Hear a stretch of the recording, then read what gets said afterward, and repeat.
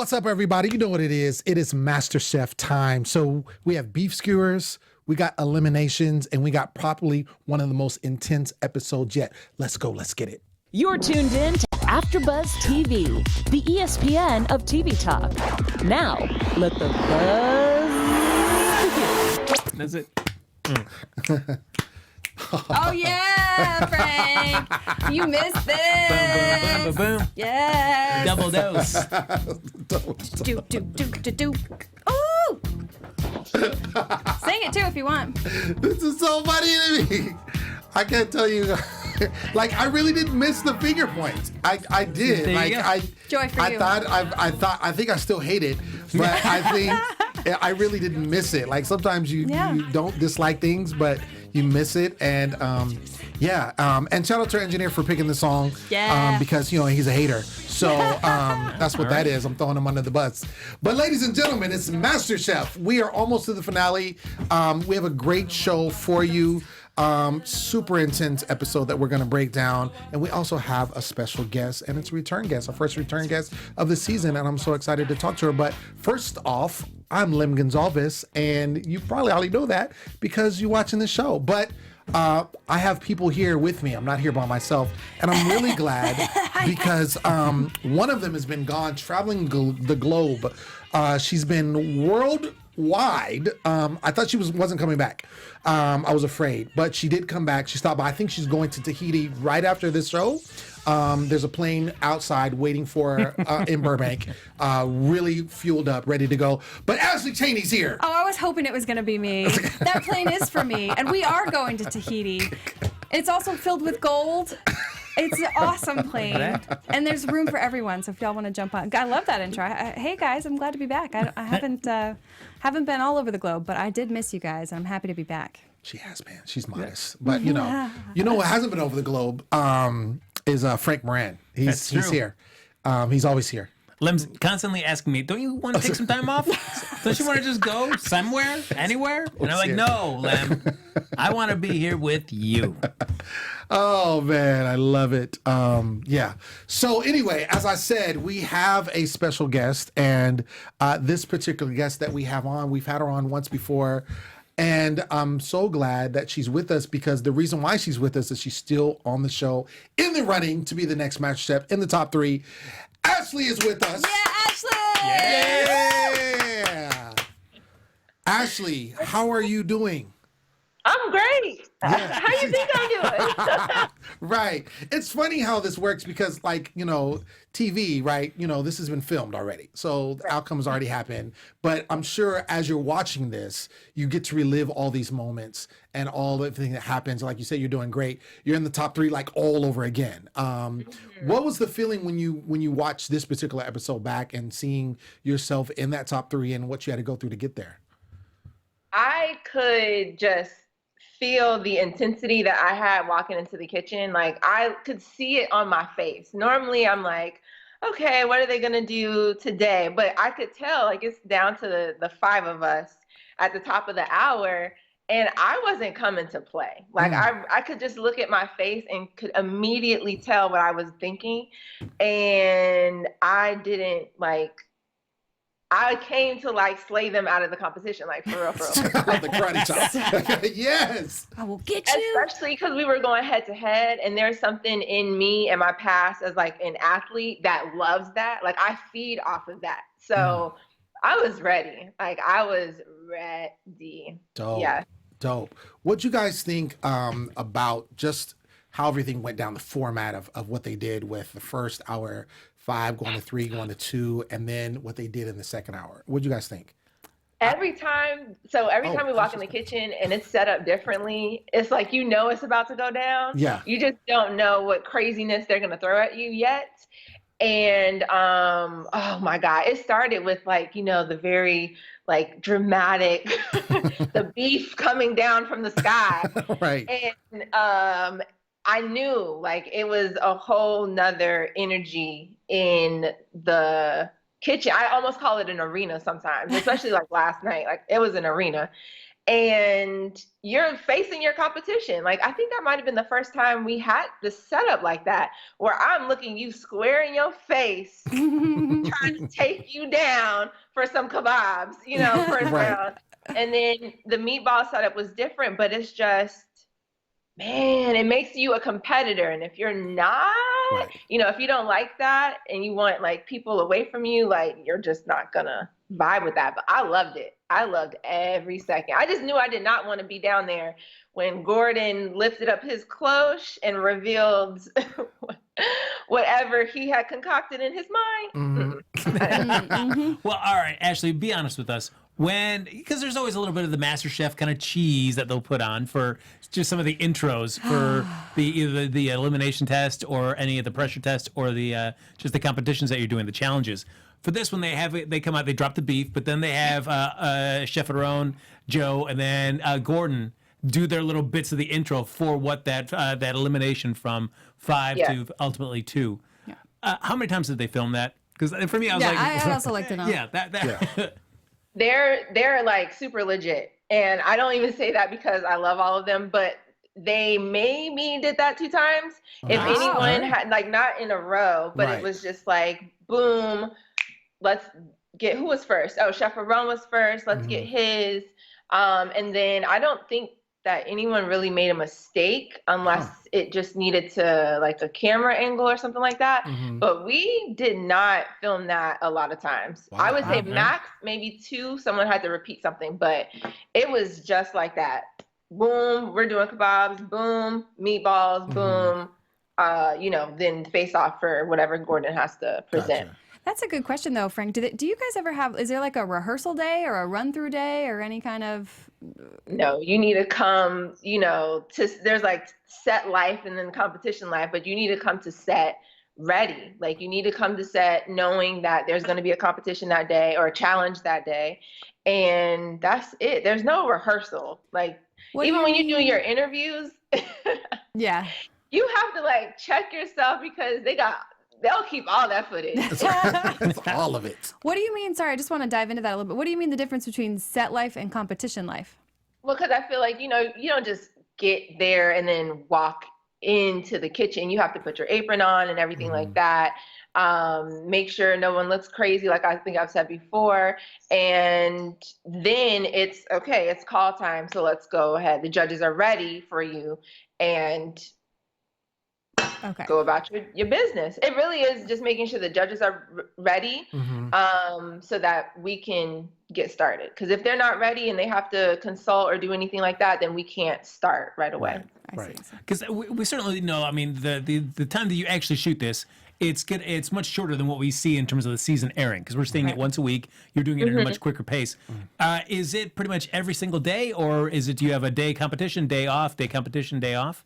Yeah, I'm not going to give too much away because season 10 just needs to get through it on their own. But I will say, because I didn't have no help, so I ain't spilling that kind of tea. Okay. I will say that it is a very strenuous, rigorous schedule. We are always doing something for the competition. I will say that much. I can imagine. Okay. Let's dive into this first episode. So we're at the top 5, and you find out, like you said, the beef comes down with the nasty little smoke and everything. Super dramatic. At first, I was like, "What is that?" I didn't even know it was beef at first. I was like, "Is that a cart? Yeah, like, what why is are they that?" dropping down like, this what big? Right. I was it looked like a mound or rock or something. Anyway, found out it was beef. A slab of beef. And so, obviously they say how this is going to go down. So it's going to be all 5 of you cooking, then it's going to 3 people cooking, and then it's going to be a face-off.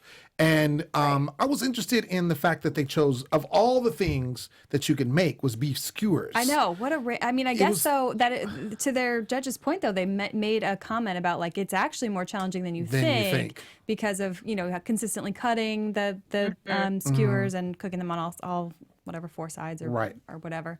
But that's not like a go-to dish that I would think of when I think of beef. I was thinking it was interesting. What do you think, Ashley, when we saw that was the first challenge? Yeah, I mean, really, I think how y'all felt in terms of it being like amp and live. I felt the same way. And then when I saw kebabs, I was like, oh, okay. Like, Sure. Let's do this, you know, put me with a grill and I'm chilling. Yeah.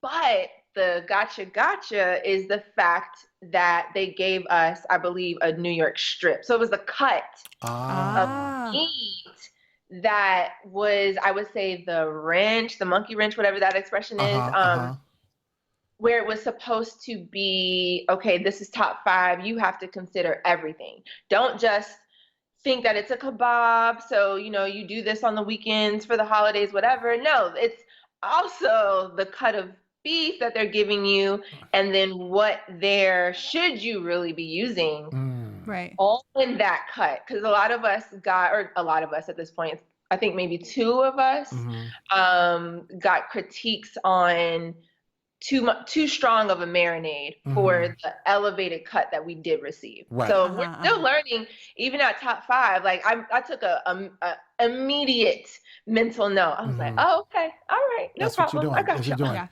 you're doing. Speaking of that, we saw Bowen. Yes. Oh, Bowen. Really like, and this has been Bowen's thing this whole journey is that he sees things a certain way and that's how he wants to do it. Yeah. Even though he's got special instructions of how to do it or why it should be done, he's like, this is how I'm going to do it. And I think that up to this point, it's worked for him because it's typically delicious, even though it may not look right, but it still always tastes good. And I think that's helped him get past this point. But now it's top 5. And so there's really little room for error. And he literally changed the dish. Like he was doing some julienne. Julienne, the vegetables, and it was cooked uneven. The way he put it on, like, it was just a trip, and I'm sure, you know, Ashley's probably like, yeah, you do that, Bowen. Well, Ashley, for that, I mean, Bowen has got that note so many times this season. For you, having, you know, hung out with Bowen even outside of the competition arena, does Bowen acknowledge that he is deliberately not listening to them and kind of going his own way, or does he seem he's not picking up on what they're saying? Bowen. Oh, Bowen. Oh, Bowen. It's funny that you say, oh, Bowen. We've got our resident chef panelist Cooking with Carlina in the chat room, and her exact comment was, oh, Bowen. Oh, exactly. She says hi. She loves you. Is he not actually listening? No, he's listening. He's listening. He's a smart cookie, that Bowen. He's listening, but I think there's an edge of, I can get away with it. Like, I believe that I can get away with it because I'm Bowen. He's and it just didn't work. It did not work. No, and we not saw this it again time. with the meatballs. The panko on the outside. Right. Joe was not having it. All of the judges, to be fair, not just to Joe, this might have been the harshest. Oh, I don't know if it was the harshest, but it felt like the harshest like critique. They were not letting anything slide, you know, to the aspect of like the kebabs need to be exactly consistent every slice and chunk.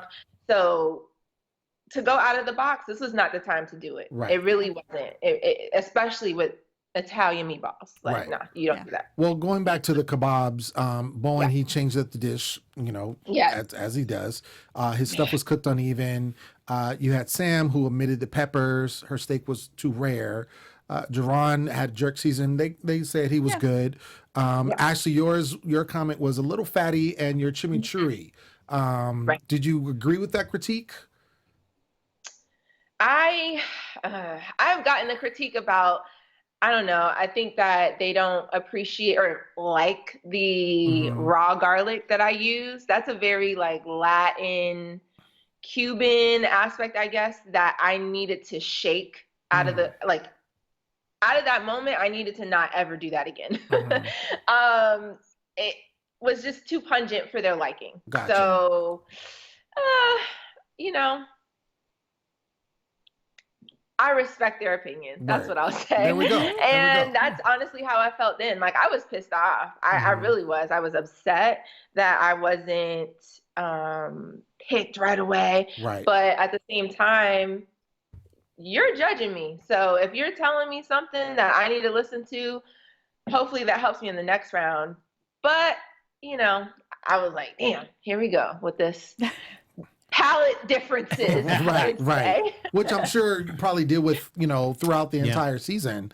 And a lot of people it worked and a lot of people it did not. In this particular first challenge, Jerron and Caesar were safe. So you basically did have to move on to the second challenge, which was the meatballs, which we talked about. The meatballs. Which and Joe was right, the meatballs. So Joe, he was saying, that, and I would think as a novice, not even a novice cook, as just a novice, like someone who does not cook and just eats food, I would think that meatballs would be something that is simple. Oh, would you now, Len? And in retrospect to other things, but he made a point. Joe did, because this was his dish, right? He made a point that it's not easy. And I'm, since you're here with us, Ashley, do you concur with that? Is that meatballs is not an easy thing?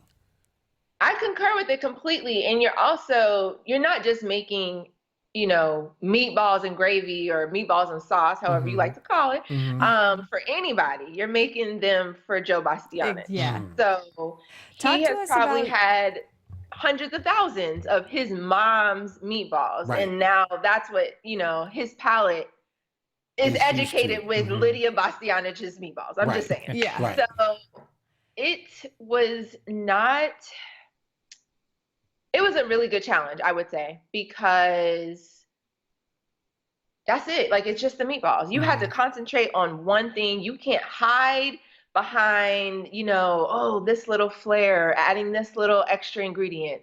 There was none of that. It was a very concise board. You needed to have technique. You needed to know what went in a meatball classically and how to cook it and so that it cooked through. Like, it was rightfully so a challenge, I would say. And they also put out multiple proteins just to see, again, what are you thinking? Are you following the rules? Are you following what Joe is saying? And have you improved from the last challenge? Because you really, like the five of us, or there's three at this point, you really have the chance to improve while you're down there, and you needed to show that as well. I see. You were the only one putting the milk in your breadcrumbs. Where'd you learn that? My mom and my grandma. Yeah. I don't know. And my mom told me last night, she was like, what? Lydia's Joe's mom? Oh my gosh, I watch her all the time. So I don't know if, she got a little trick or two from her or where grandma got it from, but they clearly knew to do that because it was highlighted as one of the positive comments, luckily. And, I don't know. I think it's supposed to make them a little bit more tender. Like gluey. And you make the brandade with the bread, either breadcrumbs or actual stale bread and milk. Well, actually, the judges, they had said that timing had been an issue for you all season long. Do you agree with that assessment? Yeah. Yeah, I do. Absolutely. And, well, what do you think has been such a struggle for you in just trying to get timing under control? It's not a struggle. I think for me, if you give me 30 minutes, I'm going to use 29 minutes and 59 seconds. Like, I am not trying to stand there and have extra time, because then they'll throw that in your face. Oh, you stood there and you was twiddling your fingers. So I don't want any of that. I think, I think they like the pressure. I think they like those little moments where I got them sweating and having heart attacks. I heard that also. Sweating and having heart attacks. I felt like if I wasn't doing that, then I wasn't doing my job. Because that's what I'm doing. That's what I'm bringing to the table. That's the interesting thing too, because we're watching it now, but filming, because we're getting to hear everybody's mics at the same time. But for you, while you're actually in the process of doing that challenge, can you hear the judges when they seem so close, don't they? Yeah, but are you hearing any of that? That challenge, they were closer than normal. Super close. I mean, they saw everything. Like, oh my God, they were super, super, super close. And normally, like, the distance from the stage, you could be, maybe station 8 because there might be 16 people, or station 5 because there's 10 people. But no, they was in our faces as much as they wanted to. Right. And just like super close. But like, couldn't you hear their comments as they're going? Like, because that's what made Bowen redirect, right? Because he heard them talking. Like, why is he? Well, I guess they came over and talked to Bowen. They but, talked. like, They actually talked. they to talked to him. Yeah. Yeah, they talked. But I to feel him. like you could overhear their comments and like pivot, right? No, just me. See, that's the thing. I don't know which. At certain times they whisper to themselves, and then at certain times they are raising their voice at you, like directing it to you, like Samantha, what are you doing? Ashley, what do you? So you can hear them. Did you just do that? Like, and you kind of look up out of just pure shock, maybe fear sometimes. But I don't know. I could hear them. I just don't remember if there were certain comments I couldn't hear that they made louder on the TV, in the editing. But yeah. Well, the good thing is you got past this challenge, so you were safe. Yay! So you did not have to go to the sudden death, which was very intense. That third challenge, so that was between obviously Sam and Bowen. And I've seen this before, and they've done this on, we've covered Hell's Kitchen, and they've done this on Hell's Kitchen before. So I'm sure this is a Gordon Ramsay staple. But the temperatures of the filet mignon, and they had to do a well done, a medium, and a rare. First of all, how glad were you that you didn't have to do this challenge? First off.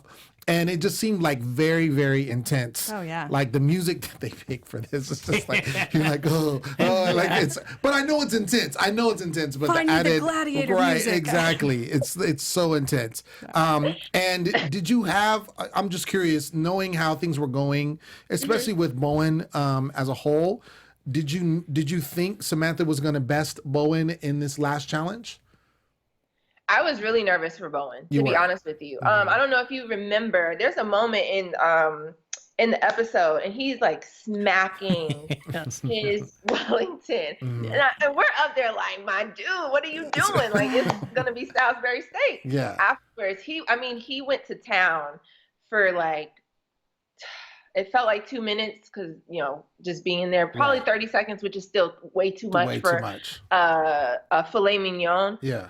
Smacking it, and I was like, oh my gosh, the temperatures are going to be off, because if you start with a Wellington that's this with this size thickness, and then you smack it down a little bit smaller and shorter, that can also throw you off in terms of something overcooking or undercooking. So I was worried for him from the get-go, to be honest with you. And then when they were when Samantha was placing her Wellingtons on that wooden board, we thought it was blood. We thought her well done was bleeding, and I was like, oh girl. But it was the oil, I guess, the additional oil or juices that she had added on the outside. So there was like different moments in their challenge where I was like, oh no, Bowen, oh no, Samantha. So it never seemed clear cut at any given time. And then of course Bowen had his flames going. We were like, damn, Bowen. And is the challenge to this because meat is going to cook while it's resting, so you have to cook it a little under where they need it to be, and as it's resting, bring it up to exactly where you need it to go? Perfect. Look at y'all. Oh, look at that. I guess I learned something. Right. You can cook for us. Yeah, that's exactly it. And, well done gets so much bashing in the MasterChef competition. So if you don't do it right and it becomes leather, that's a problem, even though they're asking for it. You can't incinerate it, and then the rare one, it can't be blue, which just means like it's mooing, basically. Right. And there is a fine balance. Yeah, that was great. Oh, look at me. I mean, I knew that too. I just didn't say it. So, obviously, we know Bowen was eliminated, so Samantha was safe. So that becomes now the top four. And then you go into this team challenge, which is the second hour. And so Caesar, he basically gets to pick his partner, and he picks Ashley, which I thought was a nod to you. Did you expect that? I mean, how did you feel when he picked you first?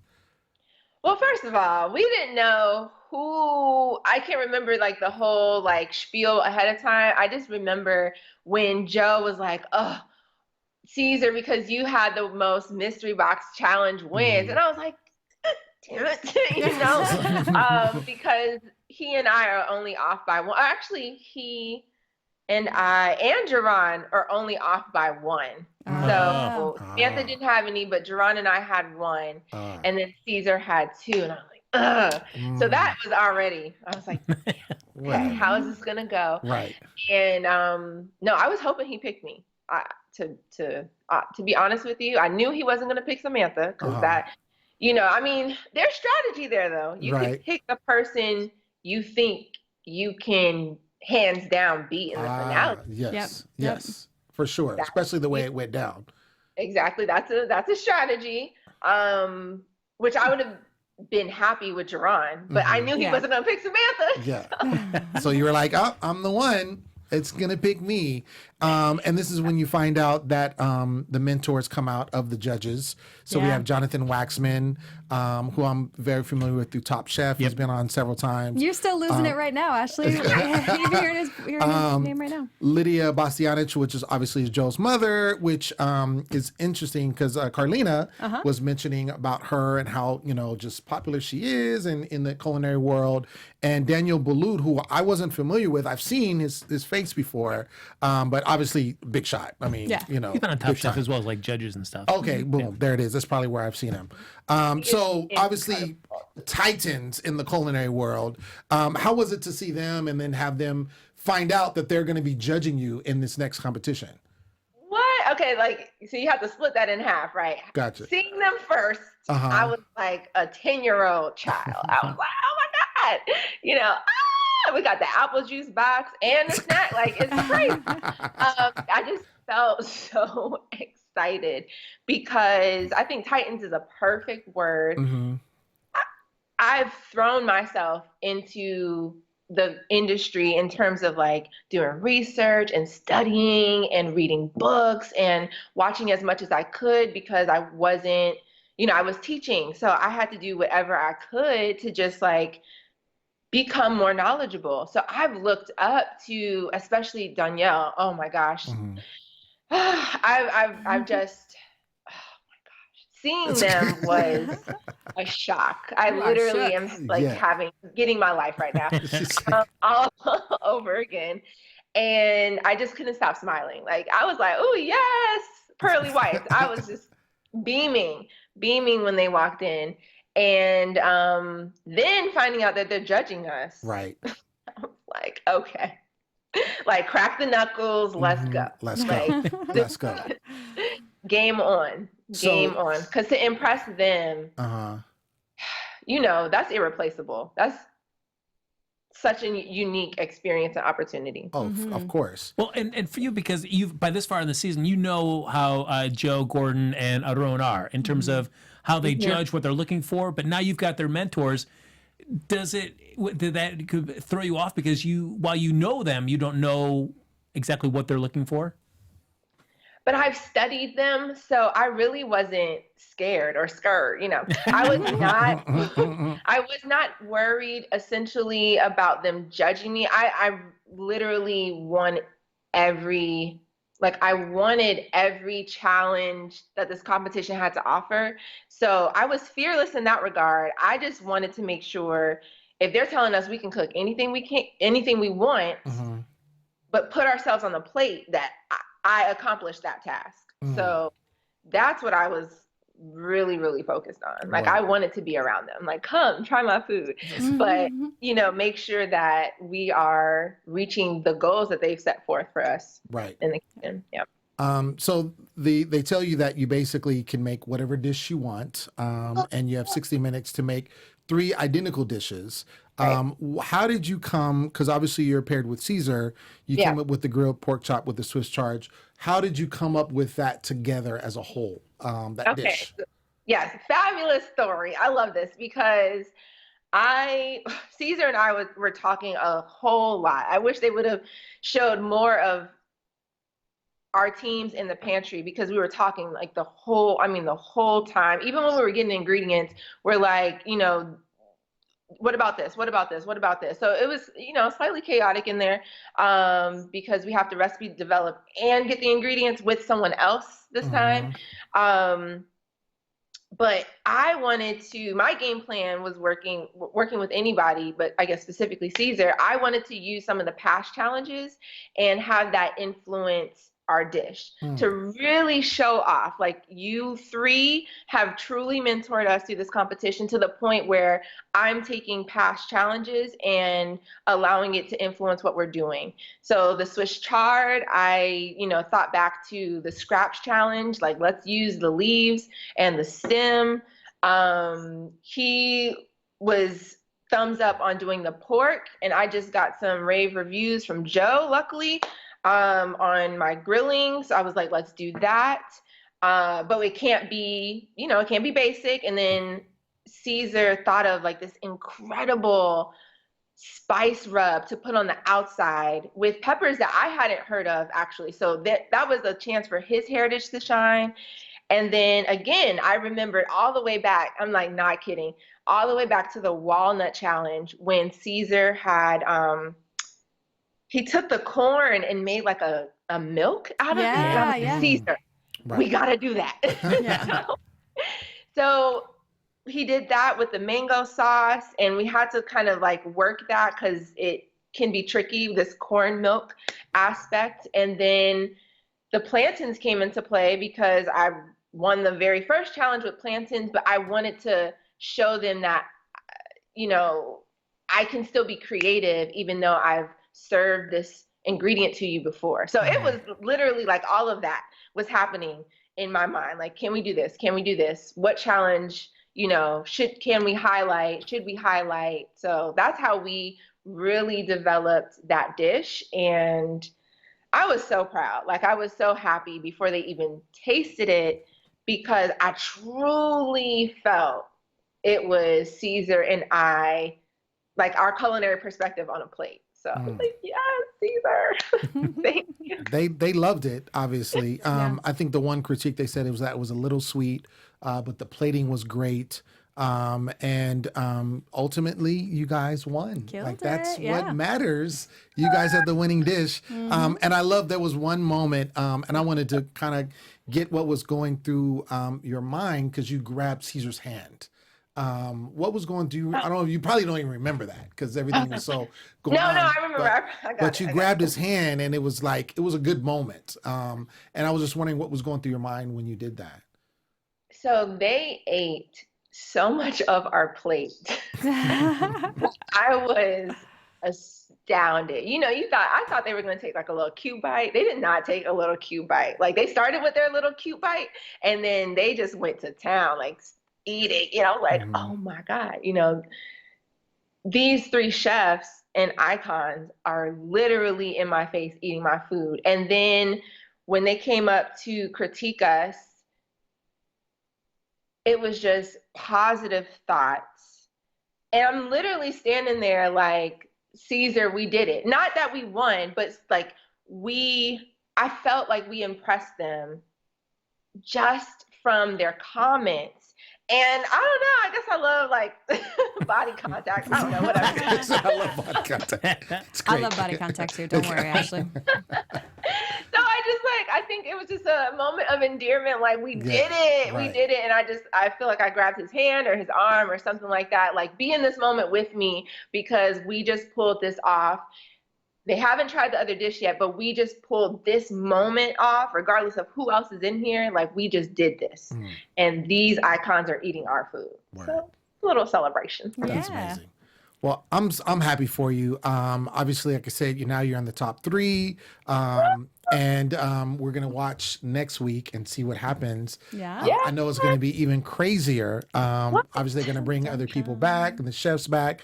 But I want to thank you for joining us and giving us the breakdown of everything that went down. I really appreciate it. Yeah. And congratulations to you. And we're going to be excited rooting to for see, you. what happens next week. So I'm sure you're going to watch too and be like, all right, guys, what happened? No, she's probably not going to watch. She's Right. like, nah. Exactly. Ashley, before we let you go, where can the people find you on social media? Okay, what's up, world? Okay, no. So on Twitter, Facebook, and Instagram or IG, you can find me at Envy by Mincy, ENVIEBYMINCEY. Oh, there it is. Ashley. There it is. Yay! Yay. Thank Shout you so out much. to y'all. Yeah. Thank you. I mean, we just over here doing things. That's it. That's it. Thank you, Ashley. We appreciate it. Have a good night. Bye, Ashley. Bye.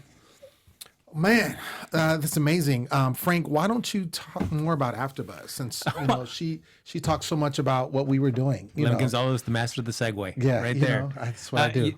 Speaking of masters, though, AfterBuzz, they're the masters of producing after shows for nearly all your favorite TV shows, from dramas, reality TV, sci-fi, and more. There's no network, none, that works harder to serve television fans. But we need your help. So we're asking that you please subscribe to one or more of our YouTube channels. By subscribing to our YouTube channel, it'll suggest content that's tailor-made for you. You know what? You'll help AfterBuzz continue to grow. And if you're worried about those pesky notifications, Ashley, do they have to worry about them? I don't have to worry about them. They're optional. That's right. So hit that subscribe button now for this channel, and check out the other AfterBuzz YouTube channels as well. And let us know you did so in the air. And you know what? The poet saint himself is going to free associate next week. Yes. During season finale, a spit. great shout out to one of you lucky people that have told us that you've subscribed there in the comments. It's going to be beautiful. Bring your hankies. It's going to bring a tear to your eye. So for now, though, until next week when you get to hear this dope free association that the Poet Saint's going to throw out, thanks for being the best TV fans, or the best fans in the world, and for helping us make us the ESPN of TV talk. Yes. That's right. Thank you, Frank. Quick shout out to the people in the live chat. We had a couple people tuning into the live chat. Cooking with Carlina, we miss you. Thanks for tuning in. Alex Vergara, hey, good to have you here in the live chat. And Strat O'Caster, I see what you did there. Thanks for joining us. Everybody, make sure you can always tune into our live chat. We love to talk with you guys. Yeah, absolutely. Real quick, before we do predictions on the finale, it did get down to, obviously, the bottom two, and between Jerron and Sam. Did you guys know that Jerron was going to best? I did. Yeah, but well, because it's got to come down to the finale where they each have to have a horse in the race. Yes. So it's got to come down to that. But, I mean, honestly, based on... I feel like Jerron's trajectory over the last several weeks and Sam's, it seemed like he was more on an incline and she was more on a decline, personally. Yeah. Yeah, that's true. I'll give you that. It's it's just that, and we heard it several times during this episode that that Samantha, she just doesn't handle the pressure well. Absolutely. Yeah. And when that group challenge, when they were both working together, she really was struggling and he had to kind of, I feel like, pick up the slack. Then she hurt her leg. Like, it was just a lot. And then she forgot the gelatin for the mascarpone mousse. Exactly. I can say this. I can say this. No, But you can't. she's super young. I mean, I think it was She her is time. 20 years old, and they let's- commended that. Yeah, let's not forget. I mean, that was so super generous of Chef Ramsay to pay for her Yes. culinary school. So Really she's dope. set. Like, this is all good for her. She learned a hell of a lot. Now she gets to go to culinary school, keep learning, keep maturing a bit so that she can handle some of those stressful situations a Right. bit better. And I think she's got a great shot. At 20 years old to be cooking at the level she is, to take her up to the top four or five. Yeah. She's in good shape. Top four, yeah. Top four. Yeah. It was interesting because usually by this point, as people get eliminated, they do something to maybe help them after the show. In this case, for Samantha, it was cooking lessons. Bowen, though, doesn't. And I wonder with Bowen, it's just because he doesn't really follow the rules. He doesn't. And I wonder Yeah. if that makes him kind of a risky bet for anybody to want to kind of invest in. I think so. And I think that's where they were at, too, with it. Yeah. Let's get into predictions. Let's do that. Your AfterBuzz TV predictions. All right. So, top three, right? So, Jerron, Ashley, and our boy Caesar, who we talked to last week. Really great interview. Who do you think's taking it? I feel like out of all of them, the underdog is Jerron. I'm gonna go with Caesar. Okay. You're going to Caesar? Ah, crap. I mean, I wanted to say, it's funny because I did not expect Caesar to be in the top three. Okay. I want it to be Jerron. I'm going Jerron.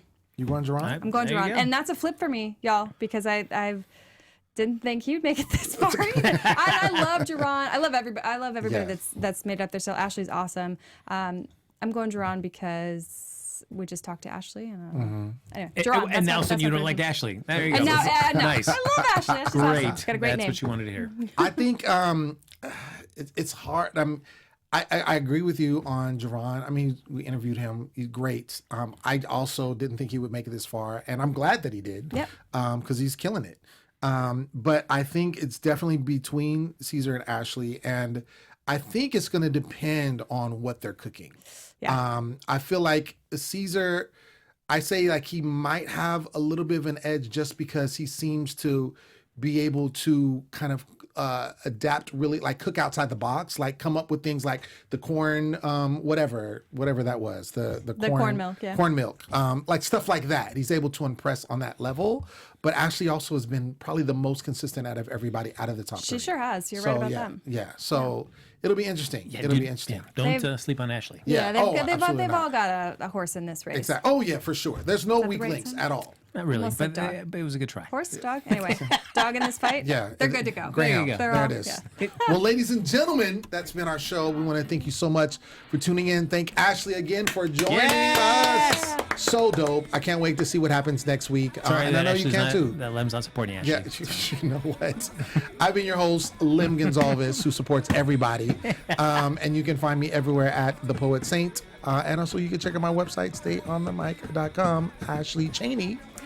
That's me. Guys, if you want to talk to me online about what you're watching on Netflix or what you're eating or cooking in your kitchen, please do so at Ashley on Camera. I love to talk with you all there. Ashley on Camera. There you go. Lem has never supported me, and I wouldn't have it any other way. Follow me on Twitter at HappyGoJackie on Twitter and Instagram, and get ready. Make sure you comment in those comments, so you subscribed, because that Poet Saint, sweet dope rhyme coming your way. Yep, Next week. that's right. Anyway, all right, y'all. Until next week, we will see you. Finale. Yay! Peace. From executive producers Maria Menounos, Kevin Undergaro, Phil Svitek, and the entire AfterBuzz TV staff, we would like to thank you for listening to the AfterBuzz TV network. To watch or listen to other after shows and post comments or questions, be sure to visit AfterBuzzTV.com. I'm Sir Richard Wentworth, and this has been a presentation of AfterBuzz TV. Buzz you later. The views expressed herein are those of the hosts only and do not necessarily reflect the views of AfterBuzz TV or its owners or principals.